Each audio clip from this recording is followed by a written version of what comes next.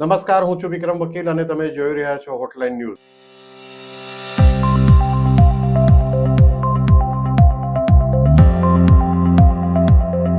એક જમાનામાં જેના નામના સિક્કા પડતા હતા અને હજારો ભક્તો જેની પાછળ ઘેલા થતા હતા, એ આસારામ બાપુ એટલે કે આસારામ નું સામ્રાજ્ય હવે કડકભૂસ થઈ ગયું છે. પાડા પર બળાત્કારના કેસમાં વર્ષો સુધી જેલમાં રહ્યા પછી હમણાં ટેમ્પરરી જામીન મળ્યા છે આસારામને અને ગુજરાત આવ્યા છે. ત્યારે અમદાવાદ ખાતેનો એમનો જબરજસ્ત વિશાળ જમીન પર આવેલો આશ્રમ, જેની કિંમત આશરે 500 કરોડ રૂપિયાની છે, એને તોડી પાડવા માટે હાઈકોર્ટે હવે મંજૂરી આપી છે.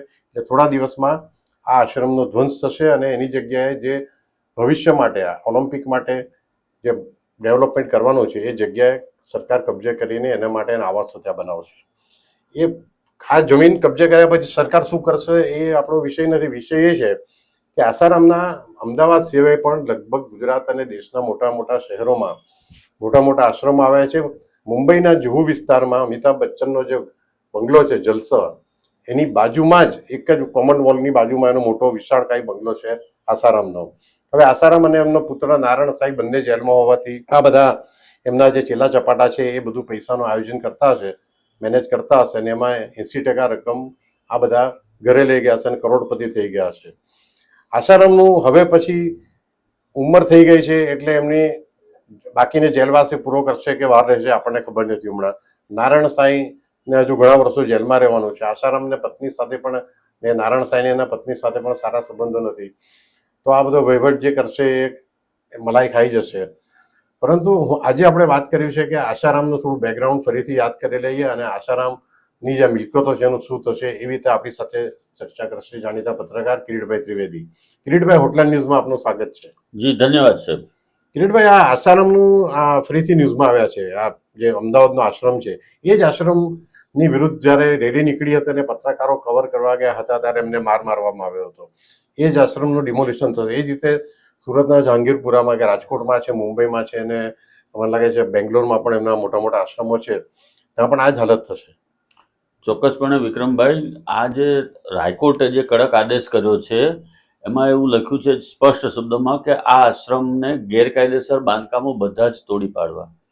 આખી વાતની શરૂઆત ત્યારે થઈ હતી વિક્રમભાઈ કે કોંગ્રેસની ગવર્મેન્ટ હતી ત્યારે એને એક ધાર્મિક કાર્યક્રમો માટેની એક જગ્યા ફાળવવામાં આવી હતી મોઢેરા ખાતે. સાબરમતી આશ્રમ જેને કહે છે આ લોકોએ, ત્યાં નાની એવી એક જગ્યા એમને ફાળવી હતી કે ભાઈ અહીંયા સત્સંગ થઈ શકે એટલા માટે તમે અહીંયા થોડું બાંધકામ કરી અને જગ્યા ધાર્મિક કાર્ય માટે વાપરો. પરંતુ આસારામ અને નારાયણ સાંઈ બધાએ ભેગા થઈ અને ધીમે ધીમે ધીમે સરકારી જમીન જે હતી એના ઉપર કબજો જમાવી લીધો. નવાઈની વાત વિક્રમભાઈ બીજી એક એ પણ છે કે આ જે જમીન પર આશ્રમ આવેલો છે એમાંનો કેટલોક હિસ્સો આપણા માજી ગૃહમંત્રી પ્રબોધ રાવળનો પણ છે એમાં. એટલે પ્રબોધ રાવળ ગૃહમંત્રી હતા ત્યારથી આ જમીનો ઉપર કબજો જમાવી લીધો છે, છતાં સરકાર ખાલી નથી કરાવી શકી. એટલે એની પહોંચ કેટલી હશે વહીવટી બાબતથી માંડી અને રાજકારણમાં એ આપણે સમજી શકીએ એના ઉપરથી. બીજી વસ્તુ કે હાઈકોર્ટમાં જ્યારે રાજ્ય સરકારે વારંવાર રજૂઆત કરી ત્યારે રાજ્ય સરકારે એમને સ્પષ્ટપણે કીધું હતું કે ભાઈ તમે આ જમીનનો કબજો લઈ લો, આ જમીન ઉપરથી ગેરકાયદેસર બાંધકામો દૂર કરો. એમ છતાં પણ આસારામ આશ્રમના સંચાલકો દ્વારા વારંવાર ઇમ્પેક્ટ ફી ભરવા માટે અરજી કરવામાં આવી. એટલે કે ગેરકાયદેસર બાંધકામોને કાયદેસર કરવાની જે એક ઝુંબેશ ચાલે છે ભારતીય જનતા પાર્ટી દ્વારા પૈસા ઉઘરાવવા માટેની, એના માટે એ લોકો વારંવાર પ્રયત્ન કરતા રહ્યા અને વારંવાર એ અરજીઓ નામંજૂર થઈ છે. ત્યાર પછી આ હાઈકોર્ટે ફાઇનલ ઓર્ડર કર્યો છે અને હવે એની પાસે આ જમીન ખાલી કરવા સિવાય કોઈ વિકલ્પ બચતો નથી. અને જો જમીન ખાલી નહીં કરે તો એમની ઉપર વધારે કાર્યવાહી થશે અને કડક કાર્યવાહી થશે. ટૂંકમાં આ જમીનનો કબજો લેવા માટે સંપૂર્ણપણે સરકારે હવે કમર કસી હોય એવું લાગી રહ્યું છે. અને આ જમીન ખાલી થતા અહીંયા ઓલિમ્પિક માટેનું સ્પોર્ટ્સ કોમ્પ્લેક્સ આવશે અથવા તો ત્યાં રેસિડન્સ માટે બનાવશે કે જે ખેલાડીઓ રમવા માટે આવવાના છે વિશ્વભરમાંથી એ લોકોને માટેની ત્યાં વ્યવસ્થા કરવામાં આવશે. સ્વયં ઘોષિત સંત એવા આસારામે આ માત્ર અમદાવાદમાં કારસ્તાન નથી કર્યું, સમગ્ર દેશની અંદર દરેક જગ્યાએ, સુરતની અંદર આપણે જહાંગીરપુરામાં ટીમલા પંચની જે જમીન છે પાણી માટેની, પાણીનો વોટર વર્ક્સ માટેની જે જમીન છે, ટીમલા પંચની જમીન છે, એના ઉપર ગેરકાયદેસર કબજો જમાવેલો છે. એ પણ ખાલી કરાવવો પડશે ગમે ત્યારે ભવિષ્યની અંદર. એના સિવાય પણ જે જગ્યાએ એના આશ્રમો આવેલા છે ત્યાં બધે જ રહેતા એના કહેવાતા સેવકો છે. મોટાભાગના MP કે યુપીના તડીપાર કે બિહારના તડીપાર છે. આ બધું એકથી વધારે વખત મીડિયામાં આવી ચૂક્યું છે અને એમ છતાં પણ એ લોકોની દુકાન હજી પણ ચાલુ છે. જી કિરીટભાઈ, અને આસારામ પ્રકારના ઘણા સંત કહેવાતા સંતો આપણા દેશમાં છે. ખાસ કરીને હરિયાણા અને પંજાબ તરફ પણ સંખ્યાની વધારે છે. ગુજરાતમાં પણ છે વધારે.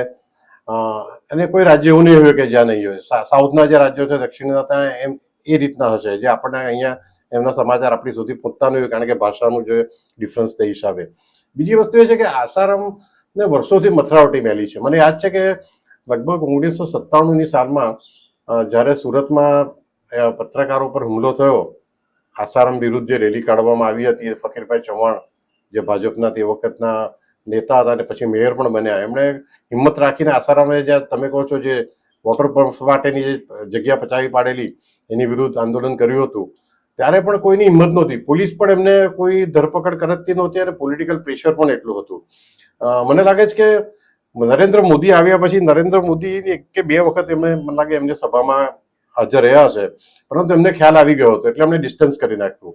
અને એમની આસારામની ધરપકડ થઈ ત્યારે નરેન્દ્ર મોદી વડાપ્રધાન હતા અને એમને કોઈ એમાં એ નહીં કરી કે એમને છોડાવવા માટેની કોઈ એ પેરવી નહીં કરી કે તટસ્થ રહ્યા, એટલે આસારામની ધરપકડ થઈ શકી.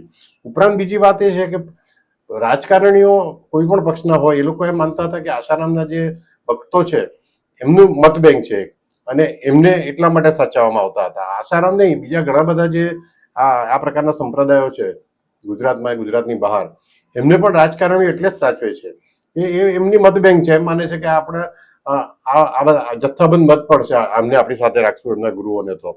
અને કેટલીક હદે એક વાત સાચી પણ છે. પરંતુ હવે આસારામની જે રીતે કડક સજા થઈ છે, જે એક પછી પગલાં લેવામાં આવી રહ્યા છે, એ રીતે જોતા એમ લાગે છે કે ભવિષ્યમાં જે કહેવાતા સંતો છે, જેમણે બધા મોટા મોટા મંદિરો ઉભા કરી નાખ્યા છે દેશમાં અને વિદેશમાં, એમણે પણ ચેતવા જેવું છે.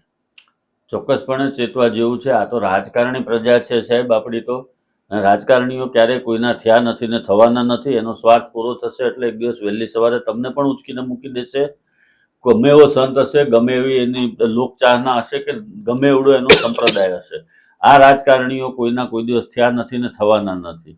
આસારામને પણ કંટ્રોલ કરવા માટે આ આખું જે ચલાવવામાં આવ્યું હતું ને એની સામે ગુનો દાખલ થયો, ત્યાર પછી નારાયણસાઈની સામે ગુનો દાખલ થયો, નારાયણસાઈની સામે અહીંયા ફરિયાદી ઊભા કરવામાં આવ્યા. એ બધી જ બાબતોને આપણે ઝીણવટપૂર્વક જોઈએ તો તમામમાં પોલિટિકલ ઇન્ટરફિયર હતો ને હતો જ. એના સિવાય વાત સૌથી મહત્વની એ છે કે આસારામ જેવા કેટલા બધા સંતો છે એવા. સુરતની જ આપણે વાત કરીએ તો સુરતમાં એક ધારાસભ્ય રહી ચૂકેલા જે વ્યક્તિ હતા, એમની ટિકિટ વડતાલથી ફાઇનલ થઈ હતી સાહેબ. એ ગાંધીનગરથી ટિકિટ નથી આવી, એ વડતાલથી ટિકિટ આવી હતી. વડતાલવાળા એક સ્વામીજીએ કીધું અને એમને ટિકિટ આપવામાં આવી હતી. તો આવી રીતના આ રાજકારણીઓની સાથે ચડી અને સંતો અત્યારે જે તાગડધીના કરે છે એ લોકોએ સમજવાની જરૂર છે કે એક સમયે આસારામને બાપુજી કહેતા જે નેતાઓના ગળા નહોતા સુકાતા, એ લોકો એક પણ વખત એના બાબતમાં કોઈ વિધાન નથી કર્યું કે કોઈ નિવેદન નથી કર્યું. આ બધા જ નેતાઓ આવી જાય, એમાં કોઈ નેતા એમાં બાકાત નથી કે આસારામની કદમ પોષી એમણે ન કરી હોય. કેમ કે એને મત બેંકની લાલચ હતી, ત્યાંથી એને વોટ મળે એમ હતું. હવે આ જે સુરતની તમે જે કીધું ઘટના છે, ત્યારે તો કમિશનર તરીકે આપણે SR રાવ હતા અને બુલડોઝર લઈને એ લોકો ગયા હતા ત્યાં બધું બાંધકામ તોડવાને આ તે બધા માટે. પછી આખો મામલો કોર્ટમાં જતો રહ્યો અને કોર્ટમાં હજુ પણ એ ચાલે છે. દંડ પણ કર્યો છે કોર્ટે એમને, ઘણી બધી બાબતોમાં કલેક્ટરે પણ ઓર્ડરો કર્યા છે, પણ એનું પાલન નથી થતું. હવે આ આસારામ આશ્રમની સાબરમતીની જે જમીન છે એના મુદ્દે હવે સરકારે કડક વલણ અપનાવ્યું છે, એટલા માટે કે ઉપરથી પ્રેશર છે. હાઈકોર્ટે તો ઓર્ડર કરી જ દીધો છે સરકારની ફેવરમાં. સરકાર ઘણા લાંબા સમયથી આ કેસ લડતી હતી જમીનનો કબજો લેવા માટે, પરંતુ હવે ઉપરથી પણ એટલું પ્રેશર છે અને આ કરવું પડશે. રહી વાત રાજકારણીઓની, તો રાજકારણીઓ તો મત ભિક્ષુકો છે. એ તો બધા એ ભિક્ષુકો તો ગમે તે સંતના ચરણોમાં પડી જશે, તમારા ચરણોમાં પડી જશે અને સ્વયં ઘોષિત સંત આસારામને પણ રાતોરાત બાપુજી કરીને એના ગળા નહીં સુકાય એટલું બધું બોલશે. તો આ બધી બાબતોમાંથી સંતોએ હવે વિચારવાનું છે કે આ રાજકારણીઓ કઈ હદ સુધી જઈ શકે છે, અને તમે જેવા એક જ દિવસ ફોલ્ટમાં આવશો તે દિવસે તમને ભાગવા માટે જમીન ઓછી પડી જશે. અને આસારામના કેસમાં આ જ થયું છે. નારાયણ સાંઈ અને આસારામ બંને પોતાની જાતને બહુ મહાન સંત સમજતા હતા અને બહુ મહાન વિભૂતિઓ છે એવી રીતે એને પ્રેઝન્ટ કરતા હતા. એ બધા જ એક દિવસમાં એક જ વહેલી સવારે બધાને કંટ્રોલ કરી લીધો અને બધાને અંદર કરી દીધા. હવે આ જે અત્યારે પ્રક્રિયા ચાલી રહી છે, સંતો પણ કેટલાક છે એમણે પણ ચોક્કસ રહેવું પડશે આ બધી બાબતોમાં, કે આ રાજકારણીઓ ક્યારેય તમને એવું નહીં માનતા કે 5 વર્ષ પછી પણ ડંખ નહીં મારે. 5-10 વર્ષે તમારી પાછળથી હાથ ખેંચી લેશે ત્યારે તમારી પણ આ જ દશા થવાની છે, એ વાત ચોક્કસ છે. એ એના મતના રાજકારણ માટે તમારા ચરણોમાં પડે છે, પણ એ ભવિષ્યમાં તમારી સાથે જ રહેશે એવું માનવાને કોઈ કારણ નથી. એટલે ખાસ કરીને આપણે રાજકારણીઓ કરતાં પણ ભક્તો જવાબદાર છે, હું મોટો એમ માનું છું. કારણ કે રાજકારણીઓને આ લોકોની જરૂર છે, એના કરતાં વધારે આ કહેવાતા સંતોને રાજકારણીઓની જરૂર હોય છે. કારણ કે એમના કોઠા કબાડા સામે આંખ આડા કાન કરી શકે, કાયદેસર પગલાં લે, એ બધું. એટલે સંતો કહેવાતા સંતો, આપણે સંતો તો છે ને આ ડામીસોને એક જમાનામાં જે પીંઢારે કહેતા હતા આપણે, એ પ્રકારના આ બધા છે. એટલે હવે ધીમે ધીમે આ બે તો એક્સપર્ટ થયા છે અને રામ રહીમ જે ધીમે ધીમે એમને એમના કર્મોની ફળા સજા મળી રહી છે. કિરીટભાઈ, અને જે આપણે લિસ્ટ લઈને એક દિવસ બેસશું તો ખબર પડશે કે દેશમાં આવા કેટલા બધા સ્વયં ઘોષિત અને ઠગ ભગતો છે. Thank you very much Kiritbhai. ધન્યવાદ. આવા પ્રકારના વિડીયો તમને જોવા ગમતા હોય તો હોટલાઇન ન્યૂઝ ચેનલને લાઇક, શેર અને સબસ્ક્રાઇબ કરો.